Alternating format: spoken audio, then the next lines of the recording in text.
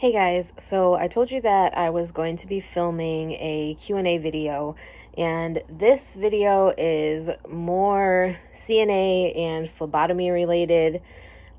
These are questions that I found that you guys have left either in comments on previous videos that I have uploaded or in comments on posts on the community tab, or in a message to me, either on Instagram or in my email.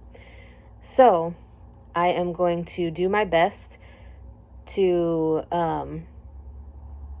answer these questions as clearly and as sensibly as I possibly can. So the first question is, how do you find the time to chart when you're in a fast-paced environment? Honestly, my best advice for this is to chart whenever you have time to. Instead of waiting until like the end of your shift, kind of waiting, or not waiting at all, but making sure that you are charting as often as you can, as much as you can, so then you're not left trying to get everything charted on at the very last minute. The next question is, how do you check the care plans for each patient? So this has been different in different facilities that I have worked at. Some facilities have little like care notes that they hand out to you based on your assignment, where it will literally spell out what this person needs, if they're on thickened liquids, if they're continent or incontinent, if they use a cane, a walker, a wheelchair, a jerry chair, if they have any alarms. Indiana doesn't really use alarms or restraints anymore because a bed alarm is considered a restraint for some reason. So it just depends on the state that you're in and also the facility that you work in. So that would be more based on your facility, and when you do orientation at your facility, then you should ask that question because, like I said, it depends on the facility. I've also worked at a place where the care plans are in the person's actual chart, and you have to ask the nurse because some facilities don't want CNAs going through the charts. Next question is, how do you know when they need showers or need to be taken to therapy? That is also something that depends on your facility. I've worked in facilities who have like communication books where it spells out what person is a shower on what day, or it'll have like a shower list where it'll say, like, say rooms 201, 202, 206, 208 are showers on this day, on this shift. And as far as therapy, again, that's going to depend on your facility, but people should be letting you know these things when you're getting trained at your facility. So this is a question regarding the hospital CNA hiring process.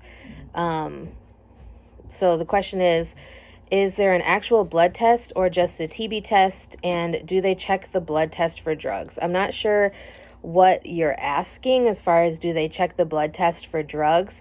I did have to take a 10-panel drug test when I got hired at the hospital.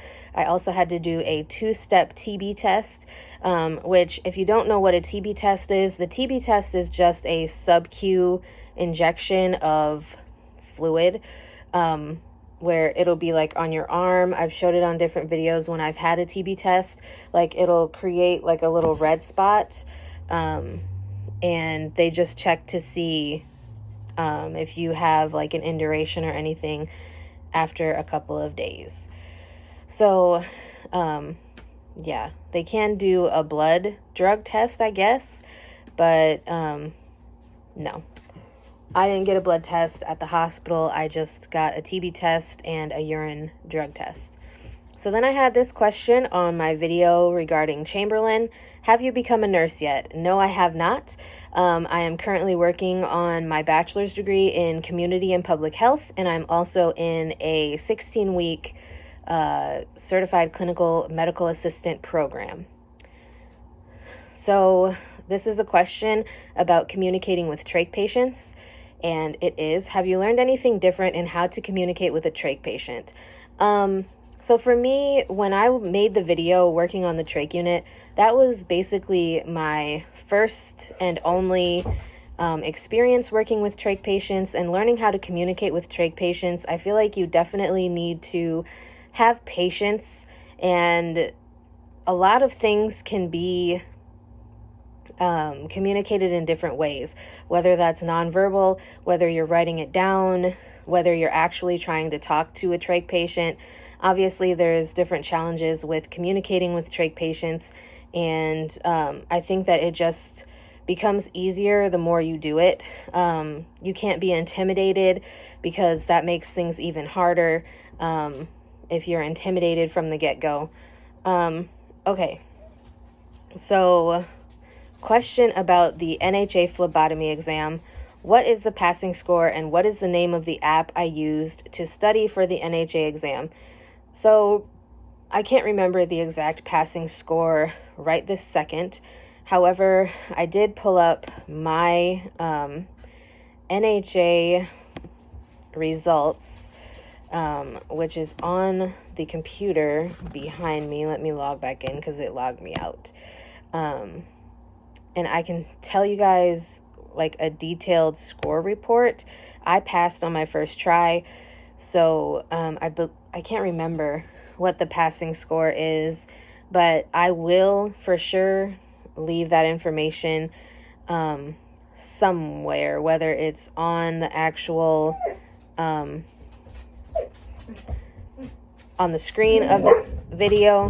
Sorry, Caesar, stop. Sorry, the dogs are fighting. So I took my... Caesar!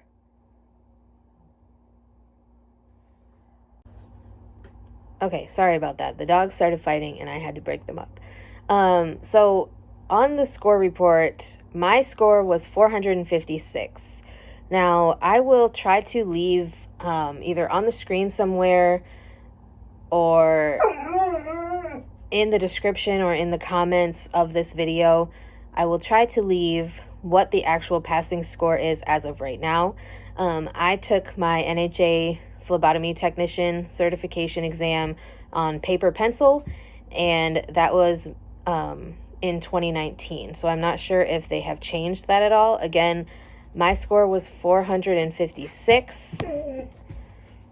And the name of the app that I used to study for the NHA exam, I can't remember what it is either. I will try to get a picture, like a screenshot of that app, and I will put it into this video so you can see like what it says. Caesar, stop! So that way you can try to see what it says, and you can look for that specific icon in the app store. I use iOS. I'm not sure. I don't think it would be different for Android as far as like the name of the app or the icon or anything like that. I think it would be the same, but I will show you guys which app I used. I'll take a picture, a screenshot, and put it in this video. Okay, so this one was not CNA or phlebotomy related, but I did want to add it into this video. And the question is, does CBD work for my MS symptoms? For those of you who don't know, I have multiple sclerosis, and I had made a video previously talking about how I wanted to try CBD to see if it would help with any of my MS symptoms. And yes, it does to an extent. Obviously, if I'm having a lot of nerve pain, it's not going to completely take away my nerve pain, but it does lessen it to the point where it's more bearable, if that makes sense. I have used CBD for my migraines, and that helps quite a bit. But I do find that CBD kind of, while it does help with my symptoms, sometimes I get nauseous when I use CBD. I use vape liquid, and I'm not sure if it's the specific liquid that I use, or if I am just like, I don't know. This video is apparently not meant to be, because someone else started to call me while I was trying to make this video. So what I was trying to say is, I don't know if it's particularly because I have some sort of sensitivity to that specific CBD oil, that I'm using, or if it's just in general. So I don't know. If you guys are interested in knowing what CBD oil I actually use, I can show you guys the specific bottles of CBD that I have. I do use koi, and I have multiple flavors of koi, and I can show you the bottles and make a separate video talking about that if you guys would be interested in hearing more information specifically about what CBD I use. So let me know. And the last question is a phlebotomy related question, and that is, what's the difference between NHA and NCCT? So the NHA is basically just a certification body. That is the National Health Career Association. They are the ones that do the certification exam for phlebotomy. Now I want to look, I believe NCCT, National Center for Competency Testing. So it's basically just a different certification test. And let me see what the actual, okay, the phlebotomy technician certification through them is an NCPT. My credential through NHA is a CPT, which, I mean, it's basically all the same. It's just certain employers prefer one certification over the other. It's not necessarily that one is better than the other, but some are more highly recognized by employers than other certifications. So it all just depends on what school you go to, one, because not all schools are accredited for certain certification exams. So like, for example, my medical assisting program that I'm currently in right now is an NHA accredited program. So we can take the NHA CCMA test at the end of our program, but we can't go take a different certification exam for medical assisting, if that makes sense. I hope I'm explaining this good enough for you so that it's understandable. If you guys have any further questions related to my answers, so if you guys have any questions, or any additional questions, I should say, about specific phlebotomy related things, then I will do my best to address them in a future video. If you just comment on this video and let me know what exactly it is that you have questions about. Again, I will take a screenshot of the app that I used to study for my NHA phlebotomy exam. So yeah, anyways, if you have any questions to add to a future Q&A, also leave them in the comments below on this video.